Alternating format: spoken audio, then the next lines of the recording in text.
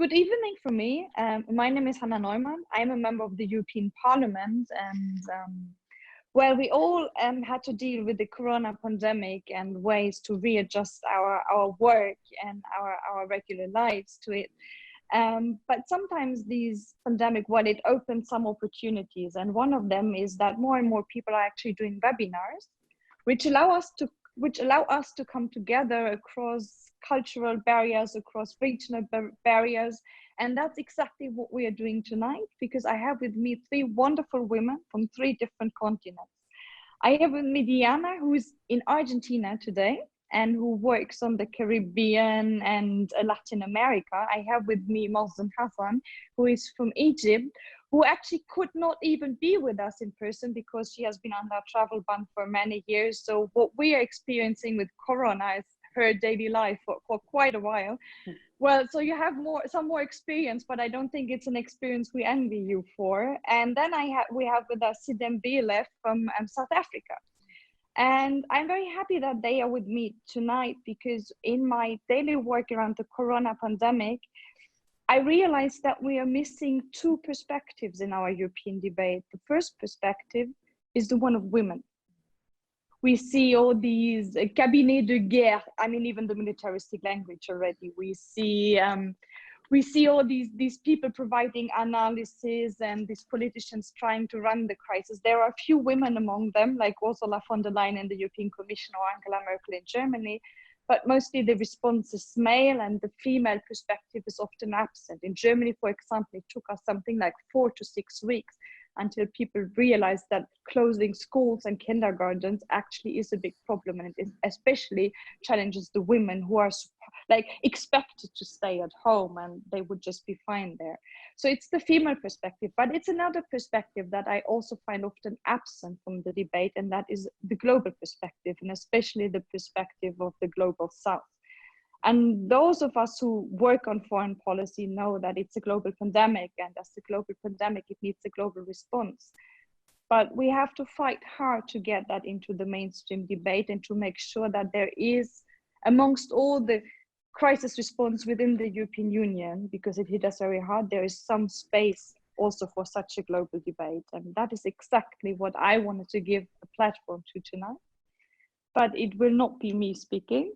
It will be more me learning, and you and who are listening to us having the chance to also ask questions. So the format is the following. First of all, I wanted to make sure that you are all aware of the fact that we are filming this event, and we will also put the video of this event maybe by next week into my YouTube channel and share it over social media, so that people who cannot be with us tonight will be able to participate. We will have a first round and a second round with questions from me to our three speakers to give you an idea of how the situation is in the different regions.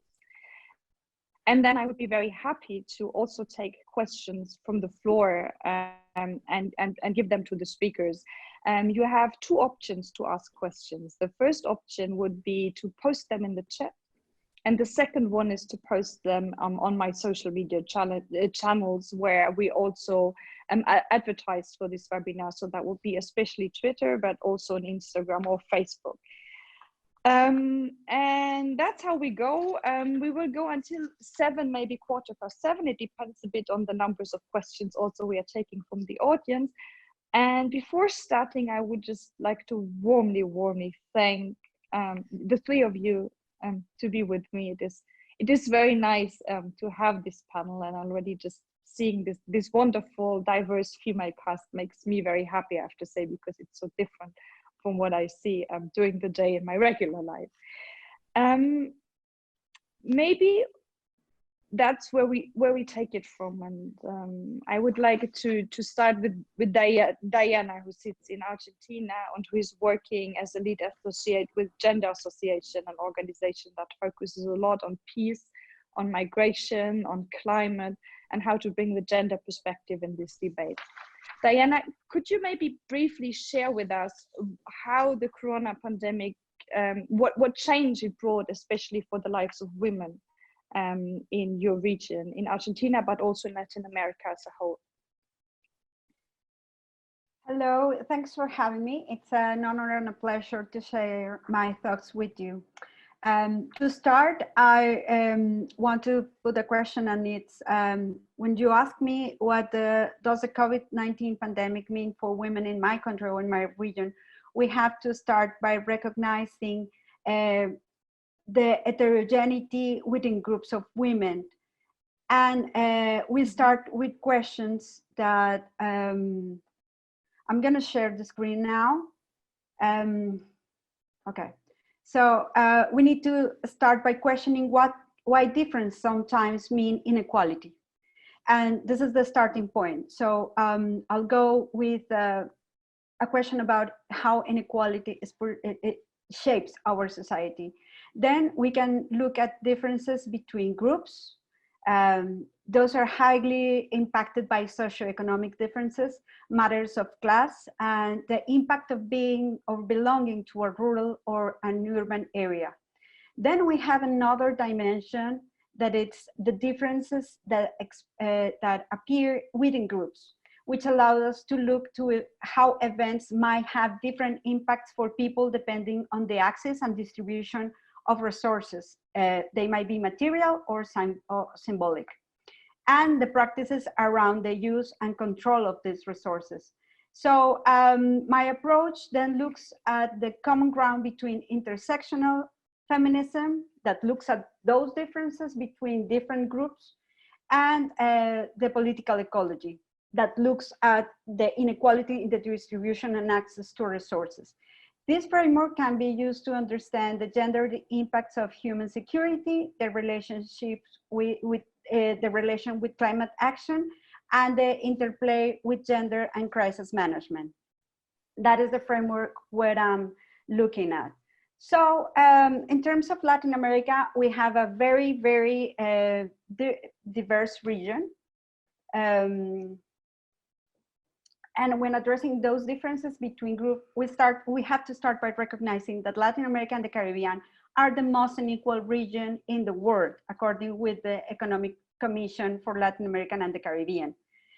But at the same time, very diverse and social, cultural, political matters have a different impact for women and men in the region.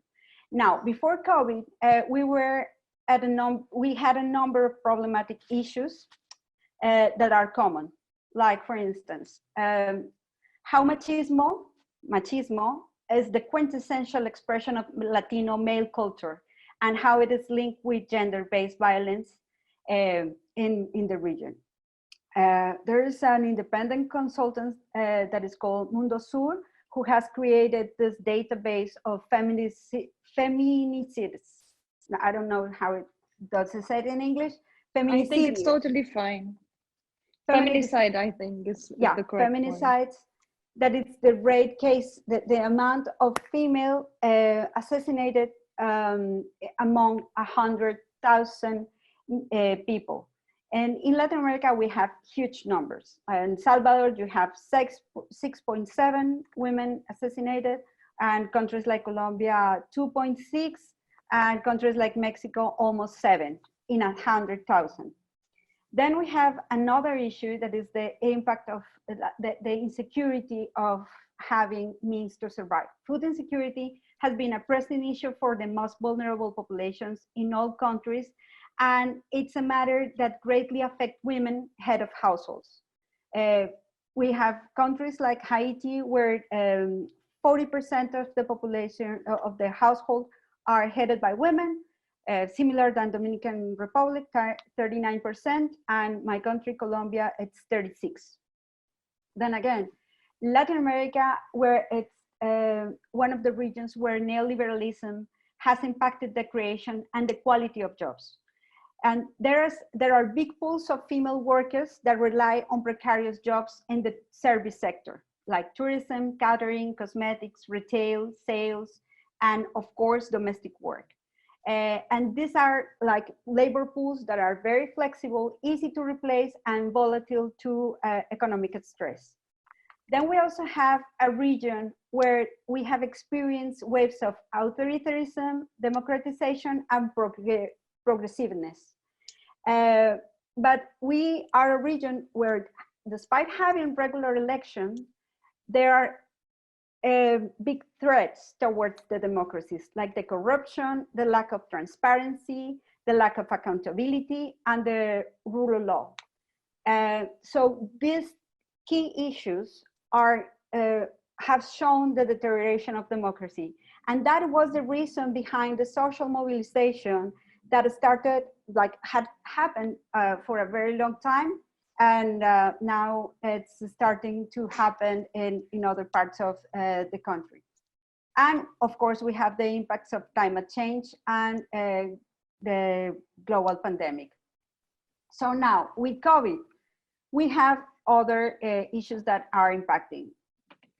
Now we are experiencing something that we call the, I cannot pass through.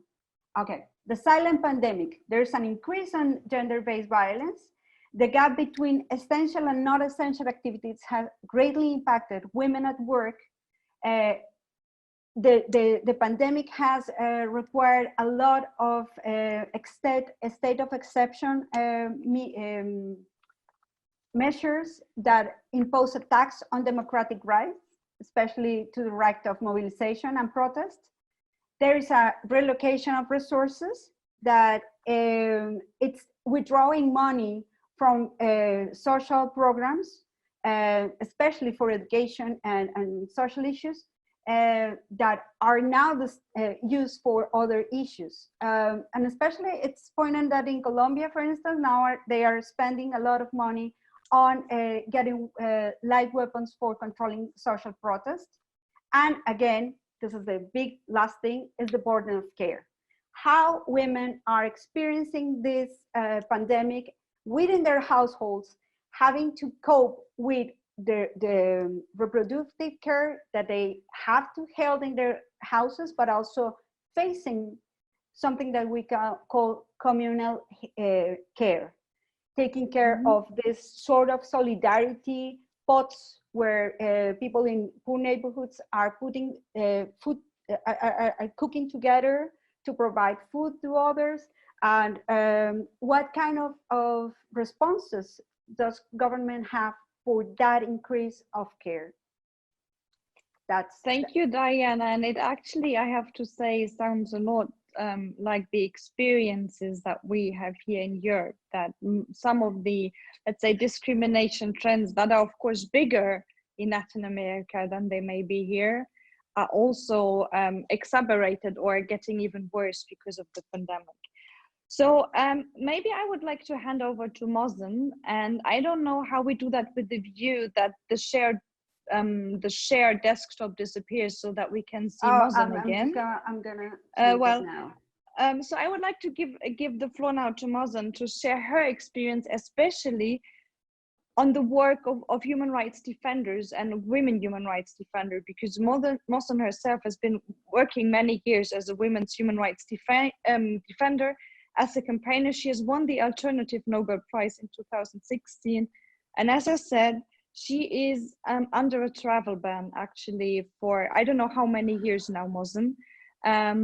But maybe you could share also, because I know you're very much working on that, what it means for the people in prison and other human rights defenders in Egypt. You're on mute, Mozn. You will have to turn your sound on. Yeah. Thank you. Thank you, Hannah. Thank you so much. And I'm really thrilled to be here with you as a person when you were so courageous and come to Cairo and meet me. And we had this, one of the amazing discussions I had in the last 4 years. And also I'm so thrilled to be with women activists and feminists from the international movement, but also from our South women, who I do think all the time that we have been learning a lot. I think me as a feminist and different feminists in our region have been learning a lot from the history struggle of women in Latin America, Africa, Sub-Saharan, and really I think this is the power of the feminist movement, this solidarity, this sharing experience. And I'm so amazed that from the beginning of this COVID-19 thing, that we have been sharing and discussing and reading. This is why I love to be a feminist. But in our region now, Yani, it's not different than what Hannah have been saying, that this is happening all over the world, and what Diana have been talking about in the increasement of violence and other things.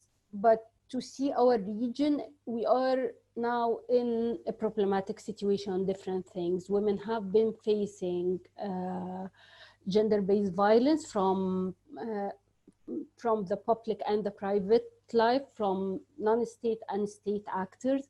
We are living in, mostly in our region, either in wars and or in securitized states. Almost all the region have one of the worst moments of the economic crisis and problems before the COVID-19. We have been having lots of our women human rights defenders who are in jail and other activists in our region, and I put the faces of those women and one man on my back, because tomorrow it marks the 2nd anniversary of the beginning of jailing and targeting the Saudi women. It was by arresting Lujain al-Hazloul, then Nasima Sada, Samar Badawi, who are in jail until now. And we still have lots of women human rights defenders from Egypt who are in jail, like Isra Abdel Fattah and other political activists and civic activists in jail, like Hassan Mozn. And I think what the COVID-19 is something so big. It is a pandemic which is affecting all the world, but in our region, and I'm not talking that it's specifically different than others, but this is my experience, that it highlights how it's so hard to live in a region within the pandemic now. We have Syria until now, which has been in war 4 years, and now until now they are not saying that they have COVID-19 cases. So thinking that Lebanon have, Israel and Palestine have, Iraq have, but Syria is not talking, this makes me thinking a lot about those people who are in Syria, and especially women. Thinking about Yemeni women who are now in this pandemic, but they have been facing 6 other epidemics in the last years out of the war, and now they have this as something adding, and thinking about women refugees who are in the region and out of the region, and most of them are from our region, thinking about terrorism, which is not stopping these days during the COVID-19 or the Muslim month of Ramadan, that how those people are continue their lives, if they are continuing this and with living in places which doesn't have transparency, no sharing for information and knowledge, no policies from the beginning. So even if some countries like Egypt or other countries which propose some steps or points, you know that it's so hard to be implemented with this huge economic crisis, and having all our feminist and human rights activists and civic activists who are in jail in our region. Those are the people who supposedly be on the front at this time, risking their lives to continue doing this. But now we don't know anything about those people for the last 2 months, because they are Mozn, not. just quickly, because you said that so many human rights activists who could be vocal now are in jail. How is the situation in jail? Because I know in Egypt they are very overcrowded. So do we have already corona cases? How does it affect them? This is one of the things that officially they didn't announce that they have corona cases there, and the visits are closed. So we know nothing about people who are in jail, if they are alive or not, if they are sick or not, if anything is entering to them or not, because for the last 1.5 months, they refuse to enter even cleaning products to them inside this. So thinking about those people, and I think this is one of the importance of such an international call, that the lives and safety and security of those people is on the government and the state's responsibility, because supposedly those people, their places are not in jail, and supposedly, and the minimum rights for those people to be out now, but they're not out, and at the same time they're adding more people into jail. So they're using the coronavirus and COVID-19 to continue securitization and securitizing the society and adding more people. So we have other 2 women human rights defenders have been jailed in the last 2 weeks in Egypt. One of them has been in disappearance for more than 10 days. So all what's happening make us think about how we can think about the corona, because it's hard to say that what's after the corona, because we are still in it.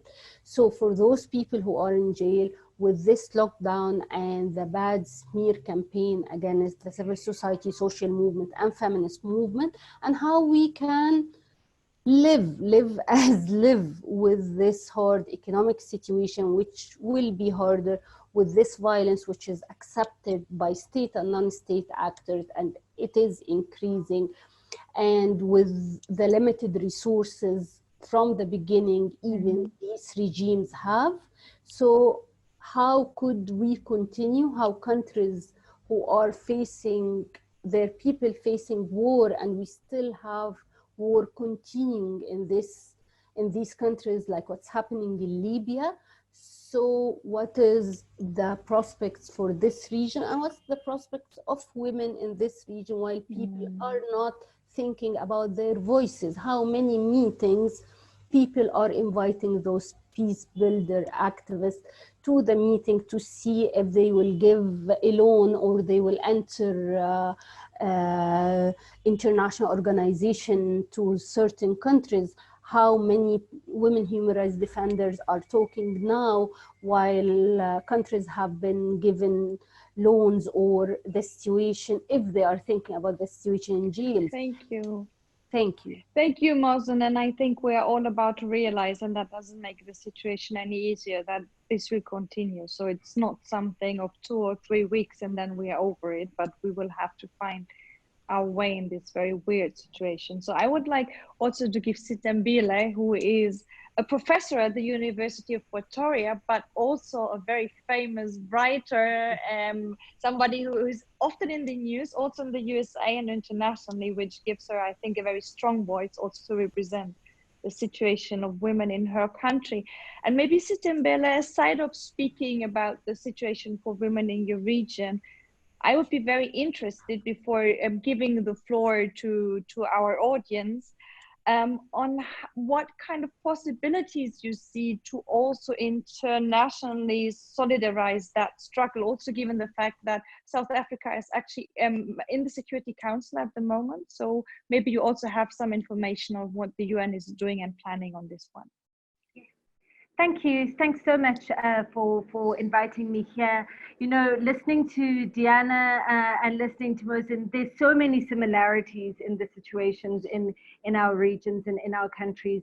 That slide that Diana put up with the before COVID, after COVID, or with COVID is pretty much identical, I think, to the challenges that women are facing in Southern Africa and in Sub-Saharan Africa. Generally, gender-based violence is a major problem here in South Africa. Food insecurity, and that's only been made worse by the COVID-19 crisis and the lockdowns that have accompanied it, because the majority of women in our region are in informal employment. So whether that is informal trade or small informal manufacturing, particularly in the food sector. And then one of the big issues we're facing in South Africa is that the majority of women work in domestic work. So we have over 1 million domestic workers who haven't been able to go to work because of the lockdown regulations.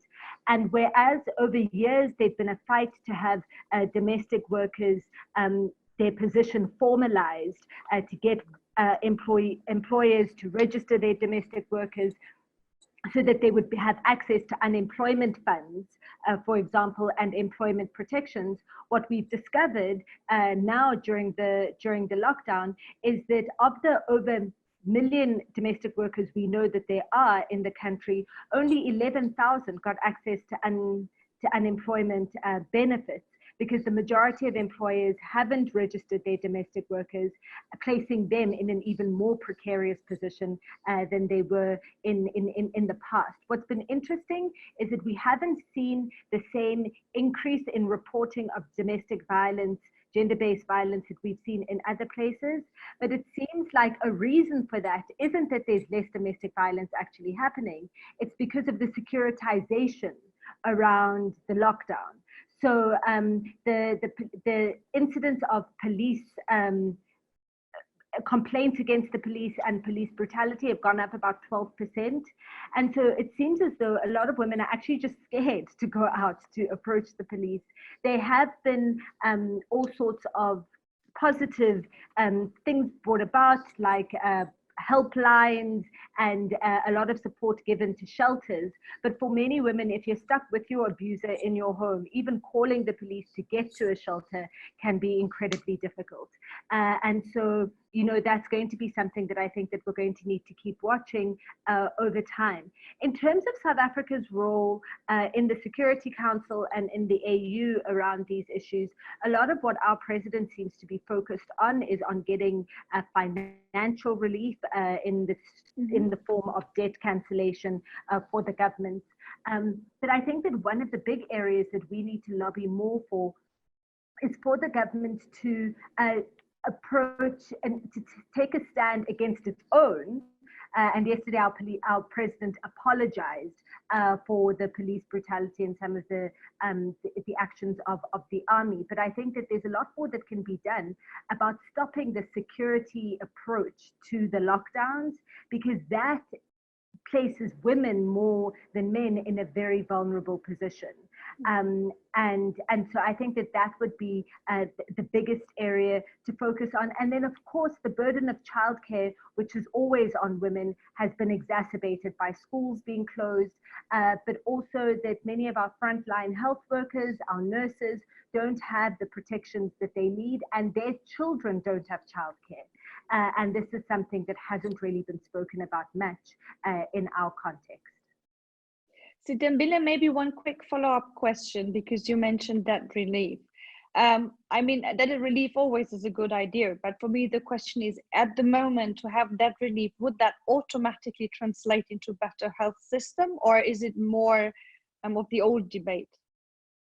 Well, you know, the challenge now, the debt relief would have to be accompanied by empowering activists and accountability organizations in countries to make sure that it gets used for the right thing.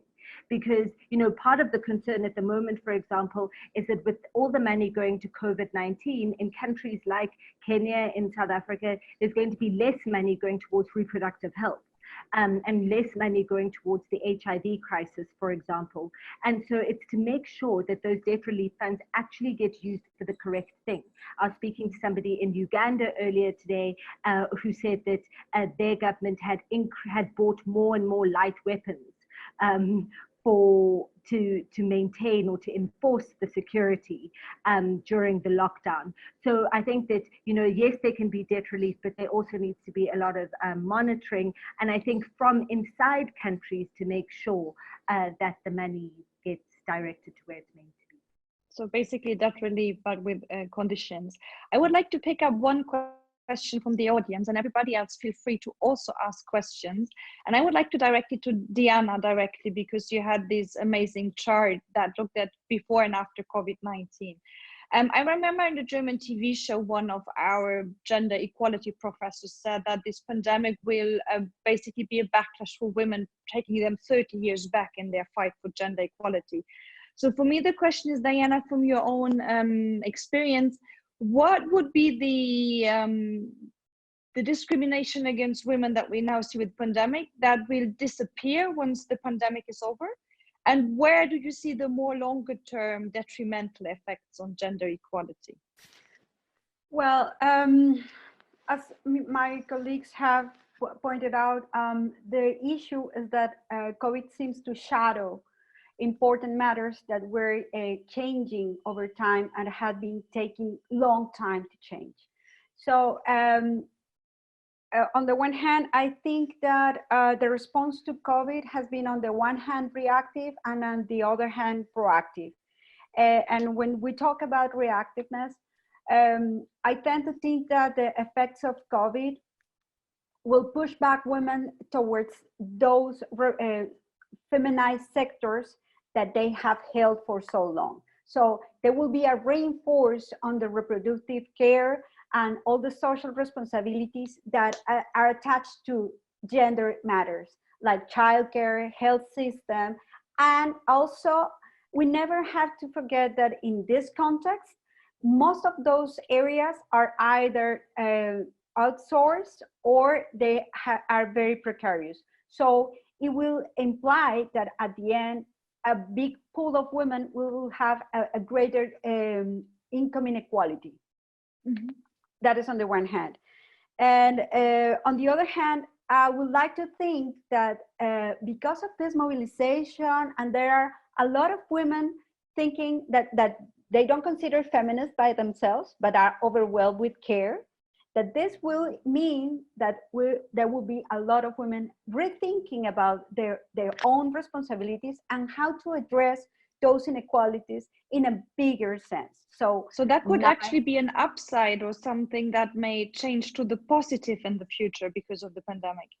On the one hand, I think that would be, and on the other hand, there's this shown of that Mons mentioned before, the solidarity that movements of women have right now. So I belong to different media sets, and I just constantly overwhelmed with the amount of information that has been shared for different channels. And I think the solidarity shows a different strength in the women's mobilization. And on the one hand, the surveillance that we are experiencing right now, with all our social media being the social media the only way to communicate with others, had also increased the connectiveness between groups of women. So that's an upside, and I mean, we see it in here, how the connectivity actually works much better because everybody's just confined to the digital space, and that's where we connect. But I would just like to connect this to another question coming from the audience, and I know, Mozn, that you have to deal with it a lot, and that is the issue of cyberbullying, and especially sexist cyberbullying that goes directly against women based on their gender. How is your experience? Has that increased during the pandemic? Do you get more of these nasty comments and attacks, or would you say it has remained the same? I think nothing is remaining the same, and this is one of the things to understand how the pandemic is affecting our lives. So if the violence is increasing by the lockdown, so if more women have been in online more time, so they will be attacked more than before, especially in countries, I know it is an international thing, but in countries which mainly thinking that women from the beginning are not important. So see how feminists or women's rights activists have been targeted in this time in our region in different places online when they have been talking about where the women are. So I know one of my friends, she is a journalist, and she was trying to publish a paper about how women journalists are affected, how women journalists are affected on because of the COVID-19 in their jobs. So when she published this, she tried to publish it, so no one accepted this. But when everyone told her that, but men also are facing this, and now people are accepting the stories of the victimization because they like the victimization without talking about actions about this in domestic violence. So as if it becomes something hits or highlights without thinking about these things. And in Egypt, it has been extended that they arrested one of the TikTok people, and they are accusing her of being a trafficker, and traffic in Egypt can cause her 25 years in jail while she is 16 years old. So see how the securitization, when it is coming to the online thing, so you don't have streets, so how we can see the securitization on this, targeting women, targeting activists, having more not born as a bad thing, but attacking women sexually and then arresting them. The secularization also of the language is actually something that bothers me, because I even realize how it trickles into my own wording. Like this whole idea of it in the war against the pandemic, but the answer to war is not solidarity, which I think we would need as a proper answer to the virus, but it's more sticking to national boundaries. And we have seen how detrimental effects this has had on the European Union. Sithembile, there was one question for you, and you already started speaking about the domestic workers. But the question related to the situation of migrants, and well, we all know they might lose their job, but they cannot go back home. So how is that situation in South Africa for the migrant workers? And I assume especially for female migrant workers, because there are many. Yes, thanks so much for that answer. I'm going to answer the question and then I'll just make another comment. So the situation for migrants has been very difficult. So there's been quite an extensive relief program released by the government, so an extension on child grants, for example, a social grant, a new social grant for unemployed people, and also food relief. That's been released, but a lot of the condition for accessing this relief is to be registered somehow with the government. So whether to have a South African ID number or to be a registered refugee or a registered asylum seeker. So for registered refugees and registered asylum seekers, they've been able to get access to the food relief and are able to get access to the cash grants. But those migrants that don't fall into either of those categories don't have access to this relief.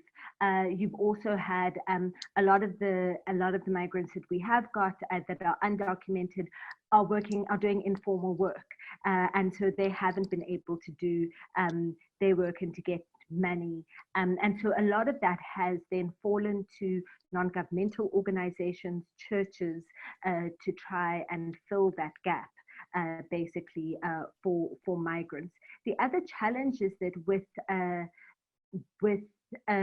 the borders being closed, people can leave, so people can ask for repatriation to go back home, but they're very unlikely not to be able to come back. So even, Zimbabwe is our neighbor, and there are many Zimbabweans that are living in South Africa.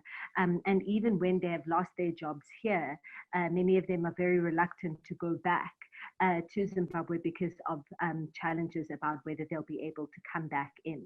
And so it's really placed a lot of migrant workers in a very precarious position.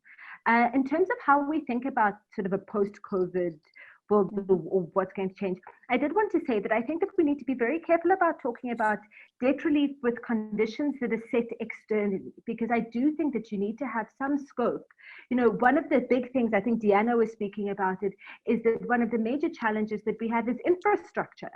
So a lot of people don't have water services, don't have sanitation services that are very essential to being able to deal with this crisis. One of the big challenges we've got in South Africa about schools reopening is that we don't have scholar transport that can allow for social distancing, because kids are all packed into very tiny buses.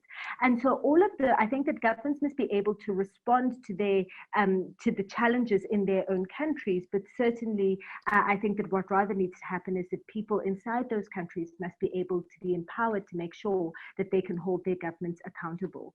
I certainly hope that one of the solidarity amongst women that I've seen build from here across borders, I think is incredible and is something that should be kept as we go forward.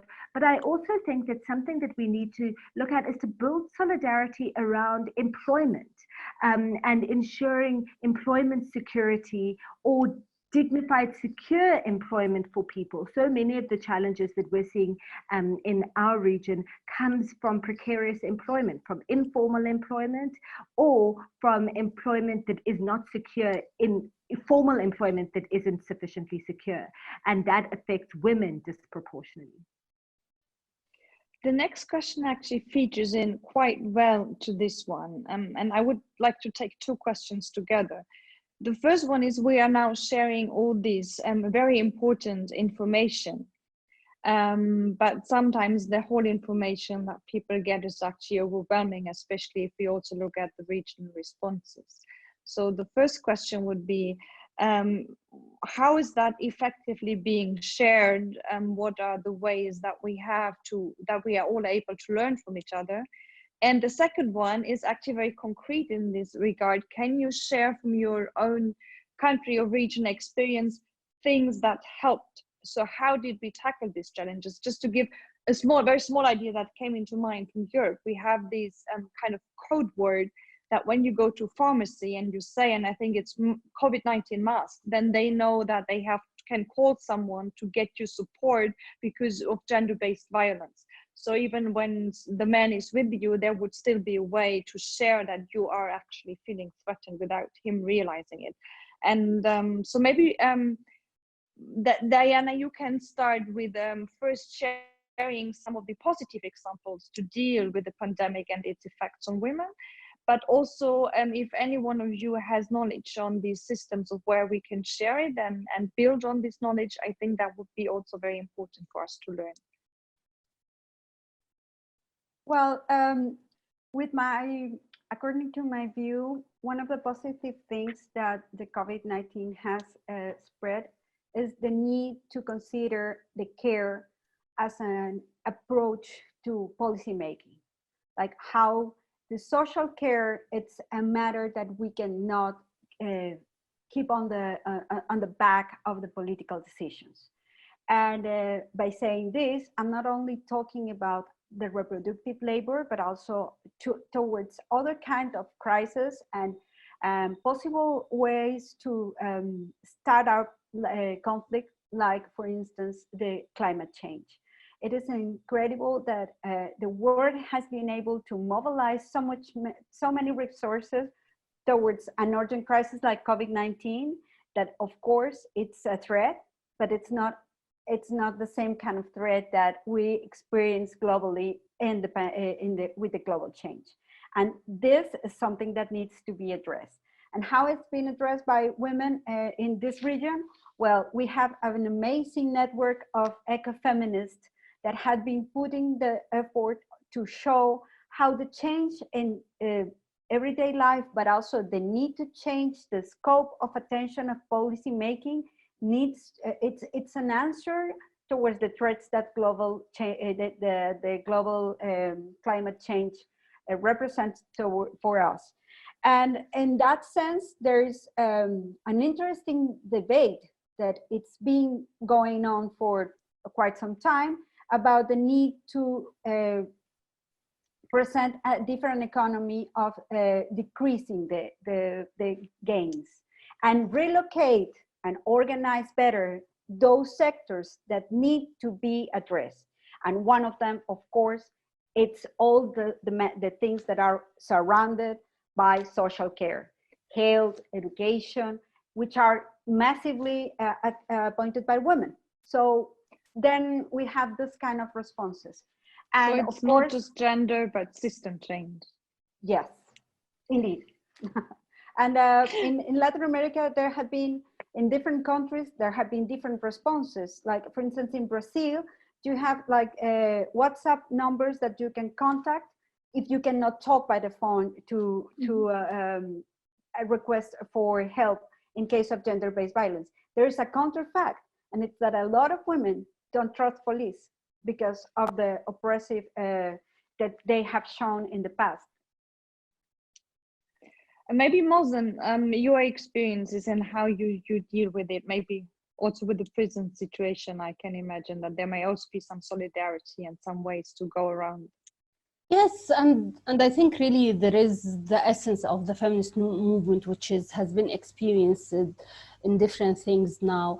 I think what have been saying by Diana is about the policy thing is important. It's problematic in different countries and different issues, which you are not allowed to reach the policy people anyway, but it has been different initiatives. Yani we in Nazra for Feminist Studies, the organization, I'm the executive director, and we did a policy checklist about how we can care about women in jail and which women should be out of jail. And we have been sharing it in the regional type, and we have been in a discussion with different women's rights activists and women human rights defenders to take it to their personalized system in their countries.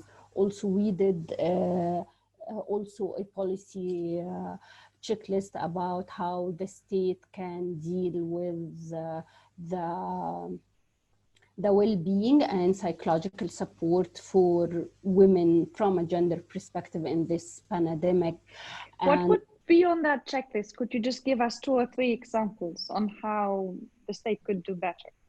Yeah, I think there are different things, and they have been after that announcing that they are doing things. Yani, I don't know if they read ours or not, but one of the things is about how to have a hotline for women to have to receive the calls on their psychological support, because this is something in different regions, and I think in our South world that people don't care about your psychological support, mainly as if we are not human. So there is one of the things how we can create a community from different essence organizations, state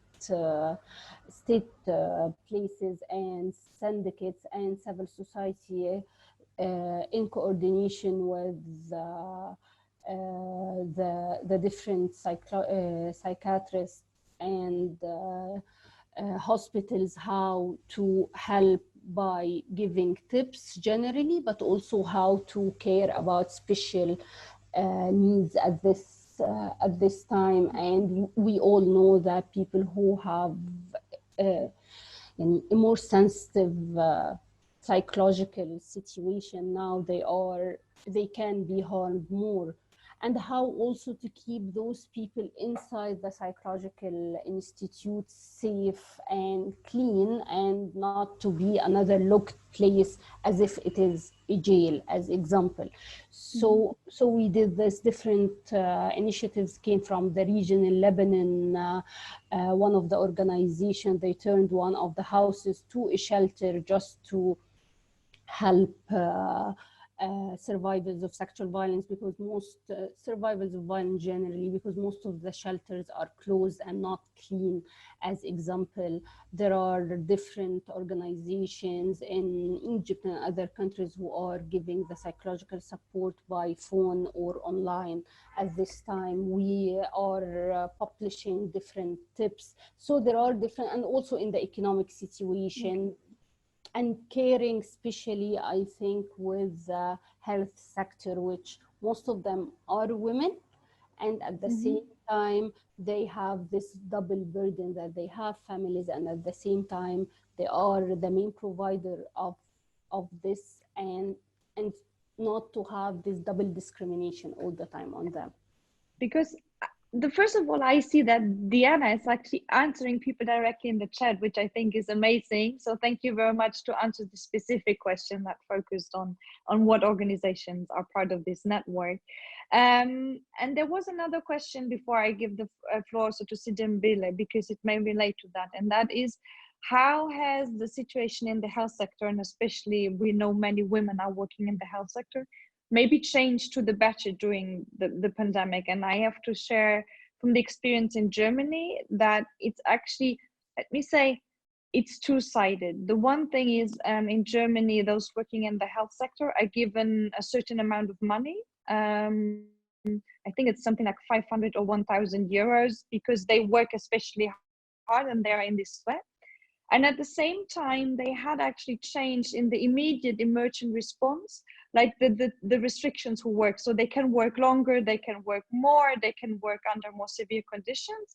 And now they say in the hospitals, we are going back to normal because we don't have so many cases, but they have not taken back these exemptions that overburden the women once more.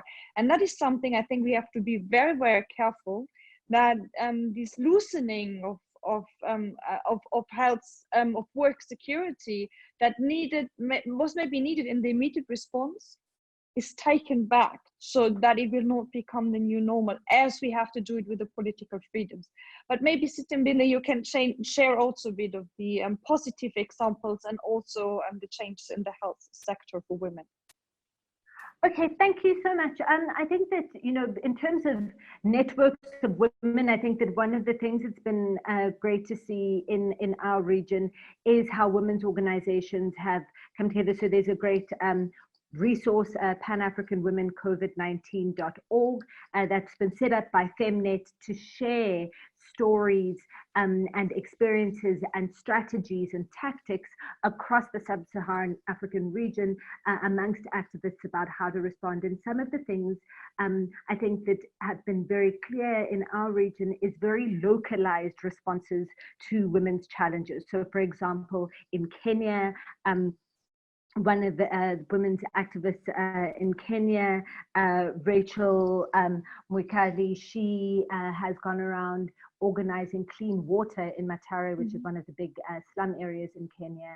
And she realized that with the instructions from the government that people must be washing their hands, that there are many places that don't have clean water. So using her experience as a grassroots activist and knowing different areas, and especially areas where women are of women-headed households, where women are the ones who are mostly informal traders and people that are doing sort of short-term domestic work, getting water, clean water to those people into their homes in order to give them some protection. In South Africa, what we've seen is, because there's similar issues, like Diana was saying, of people not trusting the police, and so there is a WhatsApp line, an official WhatsApp line that people can use. What we've seen is that gender activists have developed their own WhatsApp lines so that a woman can contact a women's association and then get assistance directly. So there are gender activists who've made sure that they get, of course, with the securitization, that they get the necessary essential work permits. So there's a lot of gender activists that have gotten permits and are then assisting women directly, and then bringing in the police and acting as a mediating force, basically, as a mediating system between the police and women that are in danger and may not trust the police, and getting women out to shelters, which has been really important. And I think that those localized responses have been really powerful. And I think that for healthcare workers, the biggest benefit, I think, of this crisis is just putting the spotlight on healthcare work and why that is so important. And particularly in South Africa, because we've got a mass of community health workers that are often very ignored. They're not highly trained, they're not school trained, so they haven't gone to university, but are very important community workers who ensure that people are taking their medicine, for example, for certain things. And so there's been a great spotlight placed on community health workers and on nurses. Of course, the big concern is that they're being required to work so hard with no real compensation in our system yet for them. I think the second thing that this issue has highlighted in South Africa is that we've got such an unequal health system, right? Because a big chunk of our system is privatized, but the minority uses private healthcare, and the majority uses public healthcare, but the majority of resources go to private healthcare and the minority go to public. And so that is something else that this crisis has highlighted in a positive way. That may actually be one of the key positive takeaways of this crisis, that people start to realize health is a public and a global good. And even if I have the best healthcare in the world, it doesn't help if others don't, in the case of such a pandemic, and we may sadly see more pandemics in the future. I would actually like to misuse my right as the moderator for the last round of questions to have the same question to all of you. And that is, we are working on a resolution on the foreign policy dimension of the COVID crisis in the European Parliament that will be out in June. And of course, it makes a lot of sense to always write in there, we need a gender sensitive approach, but it makes even more sense if we clarify what we mean by a gender sensitive approach. So from your regional perspective, but also from your personal experience, what would be the key gender sensitive demand or approach, or the key issue to address in this resolution? And maybe we start with Diana. Well, that would be to look at those structural inequalities that seem to reshape under the scope of emergency. So as my fellow colleagues have pointed out, those dimensions of care seems to be invisible until they are really needed. And that would be one thing that to look at, how this dimension of healthcare and public health needs to address a sense of urgency, and also coming from the gender, peace and security sector. I would like to go forward on what do we consider a threat, because usually the security dimension had been pushing the threat under the umbrella of conflict and war. And that is the reason, because the language has been so pointed in the use of this is the best weapon, we are combating the virus, we're in a war against. So it's probably a reflection upon what do we need to defend from. And the defense, it's a mechanism that actually needs to be built upon inside. So that will be something that I consider will be a great shift if we can understand that this structural inequalities are the real threat. Okay, that's a very important, and I think for some people challenging perspective, but thank you very much. Mozn, what would be your key demand in that resolution? I think there are different things should be tackled in order to continue on having a structured process. One of the thing is adding the concept of gender budgeting, not to have things being in certain time and as if women's situation is a crisis situation. It is a long-term thing in countries. I think also the gender segregated data is something so important. In addition to that, we have to stop securitizing the information, the spaces, the public spaces, and hand off their hands on the feminist movement and the civil society. In addition to how seeing the political rights and the safe public sphere is something important to overcome the consequences out of this pandemic. I think we couldn't do something alone because it is a pandemic. We need states and we need policies on this, but at the same time, they have to understand that they couldn't do it alone. They couldn't do it with one way of thinking without engaging experts, independent feminists, and having transparency about what is really happening, with thinking deeply about resources where they are going on. So if they're going to the state, it has to be monitored, and within a gender budgeting, it has to have a logic. And if it is in the civil society, how women movement can work freely and safely. So it's making basically physical resilience as our key defendant against the pandemic. It's making sure that women actually also get their fair share of the money that is being spent. Just to give you one example that I found so stunning, these ventilators, the masks, they are actually adjusted to male faces. So it's discriminating the women once they are used on women because they fit male faces. And that's just such a stunning example of how the focus is and no one ever thinks about it. So Sithembile, what will be your third addition to my wish list? I'm trying to find the right wording to prevent it from being co-opted by conservative people and thinking. But I think that what this crisis has highlighted is that the baseline of security is home and housing. The majority of women in the world live in insecure housing.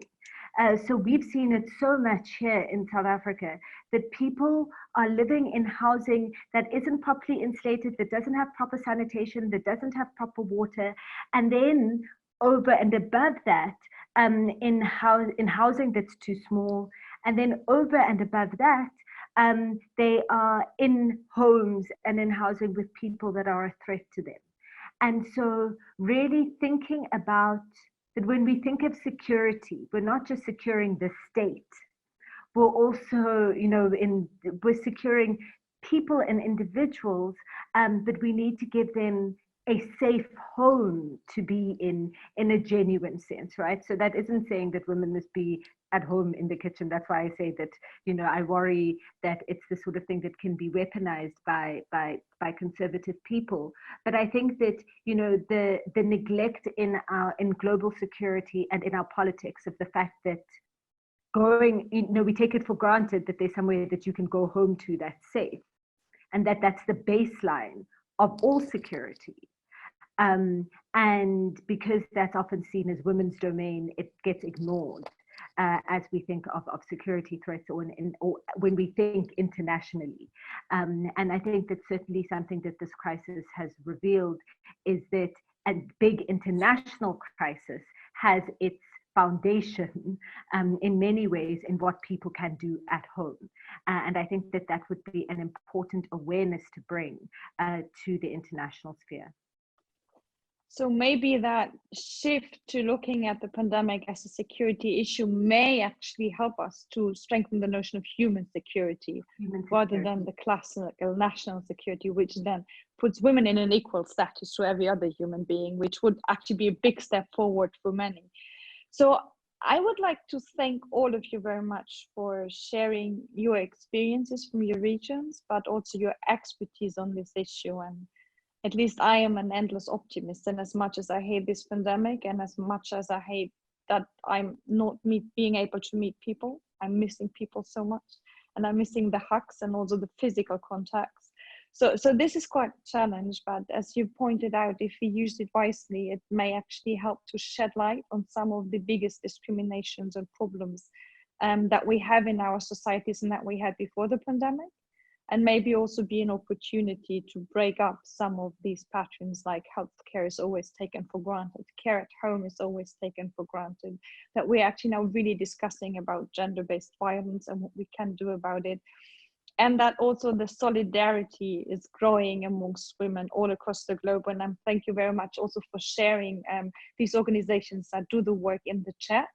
And before I let you all go to your very, evening, afternoon, morning, wherever you are now, I just want to tell you that these three wonderful women are actually all on Twitter. So if you want to continue engage with them, Diana López is at Gender Assoc. So it's like Gender Association, only you stop after the C.